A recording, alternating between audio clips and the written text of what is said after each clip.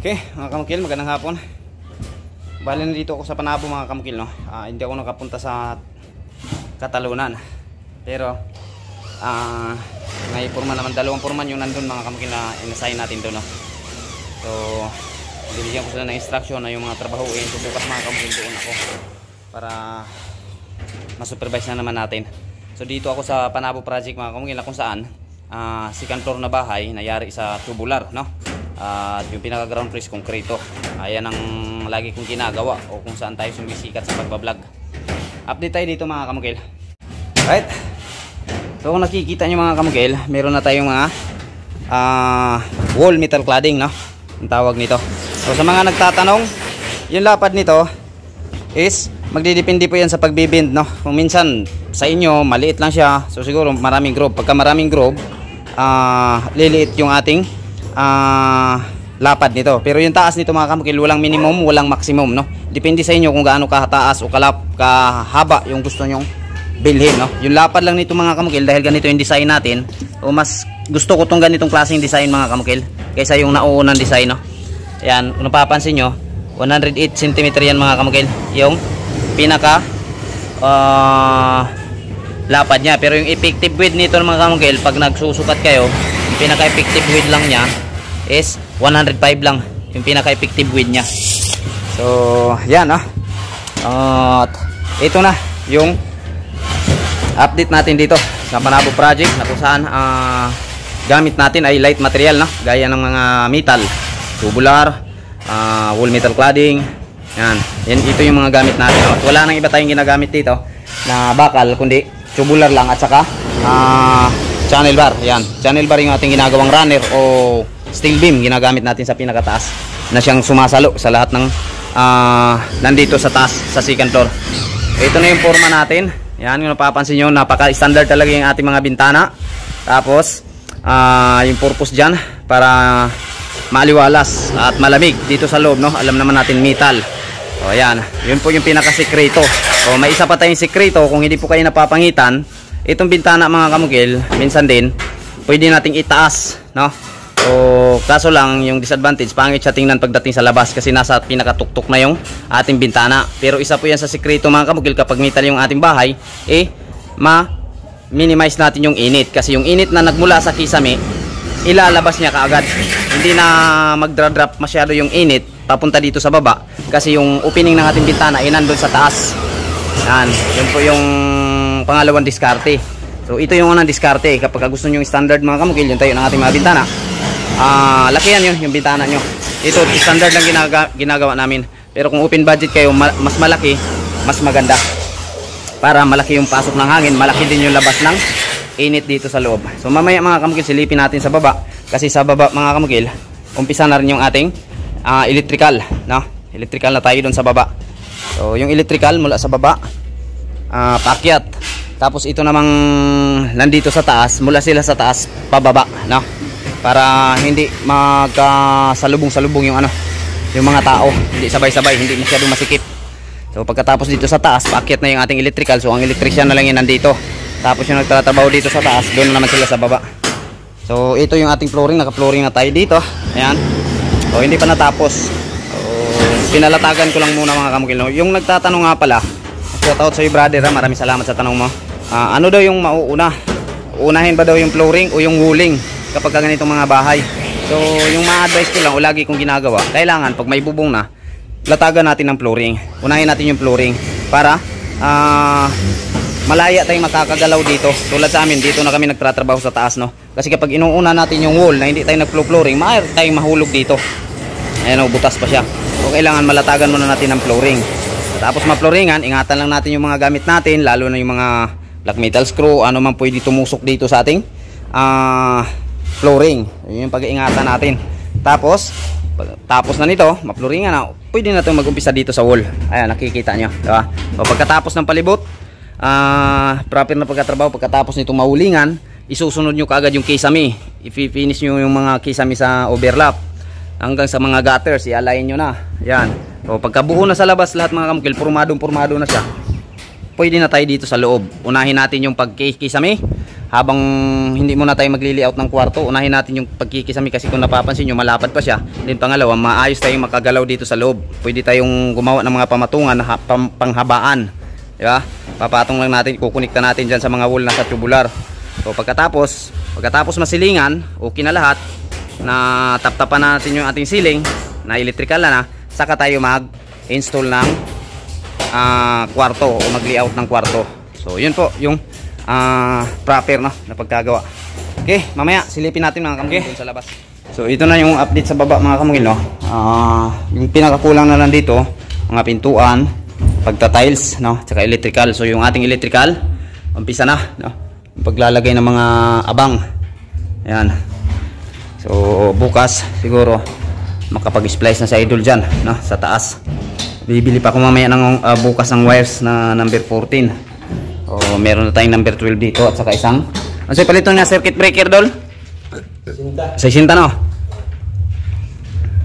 Tapos 30 isa. So kining 20 ikuha ng 20 hagay kuha ko na ko ugma. Dalahon ako ng 20 ugma, Dol, ha? Og duha ka 15. So ito na, no? So ayan mga kamukil, kung napapansin nyo yung ating electrical, dito ko na lang siya pinadaan. So ito yung pinaka last option ko mga kamukil.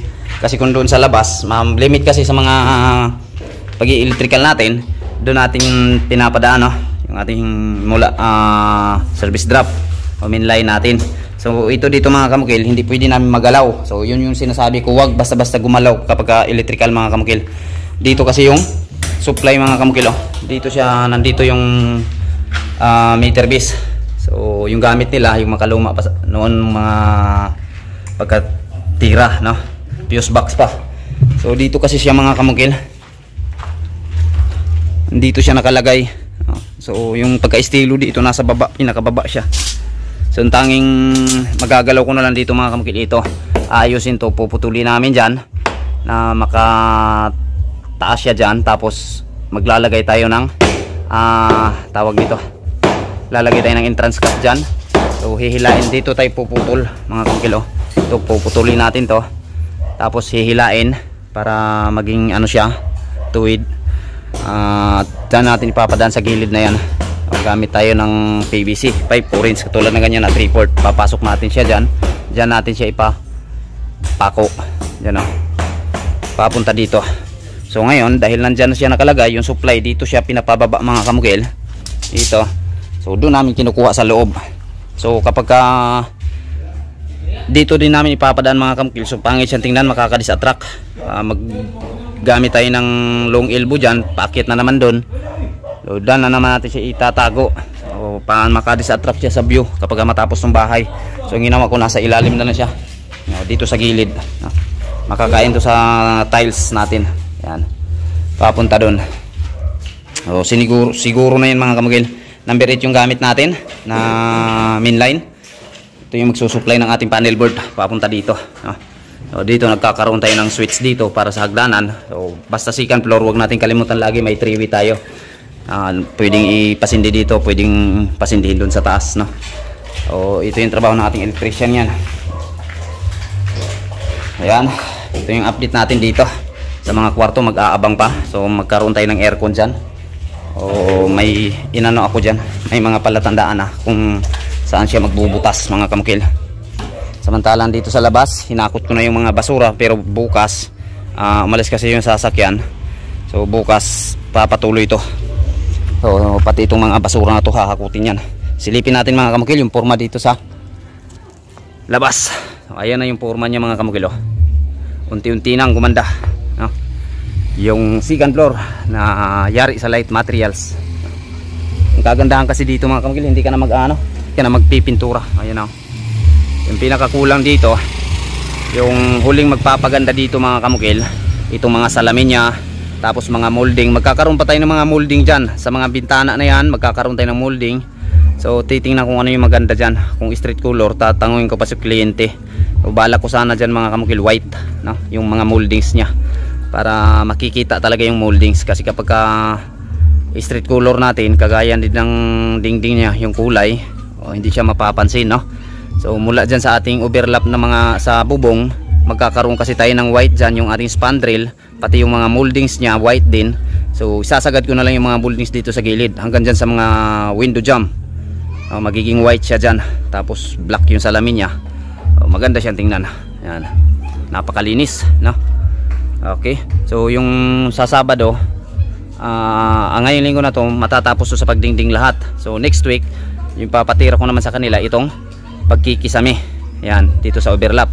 Tapos itong gutters mga kamukil, yung napapansin nyo medyo yupi siya, o papalitan ko yan, no? Kasi inakyat ni Mr. Boyet dyan yung gutter na yun na hindi nabutasan. So pagkagabi umulan, laglag, no? Din binalik nila, hindi sila nagsabi sa akin. So papalitan ko yan mga kamukil, no? Para nasa harapan kasi, tanggalin yung mga yupi-yupi na yan. Okay, samantala dito sa ating balkoni, ito yung ating pinaka-balkoni dito. O yung kulang dito, flat deck na lang, no? Bukas pamimili ako ng flat deck dito. Mamumurchis ako ng materials, pati na yung electrical. Yan. Tapos mga pintuan. Sabay na yan natin yung pintuan. So panghuli dito mga kamukil, yung tiles at saka color yung bibilhin natin. Tapos mga lights, no? So may mga lights na akong tiningnan na babagay dito sa mga design sa bahay na to. Ayan na, tinti na siyang gumanda mga kamukil. Okay, yun lang yung update natin. So ito yung ating walling, wall metal cladding 0.35 yan mga kamukil, napakakapal, no? So kapag bumibili kayo nito, importanteng alamin nyo to, no? Hawakan nyo, wag nyo lang tingnan, no? Yung pagbibili kayo, hawakan nyo talaga. So sa kamay mararamdaman nyo kung makapal ba siya o hindi, yung 0.35, kasi may mga substandard nito mga kamukil, at baka maisahan kayo. So kailangan hawakan, no? Para malalaman natin. Okay, o yan lang mga kamukil. Abi yung trupa mga kamukil, oh. Trupang angkag. Shoutout sa lahat ng mga mungkil groups. Shoutout sa trupa natin sa Katalunan. Bukas doon tayo sa Katalunan. Okay, thank you mga kamukil. So ito pa lang ating panel board dito. 6 holes tayo dito. Magkakaroon tayo ng 6 holes. And then shoutout sa lahat ng mga taga Iligan. Siguro malapit-lapit na kami pupunta ng Iligan, no? Para trabahuin yung naantala natin trabahuin doon. Yan, yung kumukontak sa akin sir, shoutout sa sir kung mapanood nito. Kontak ka ulit sa akin para bago kami pupunta dyan, makita ko na yung papatiran nyo sa amin dyan. Okay, thank you mga kamukil.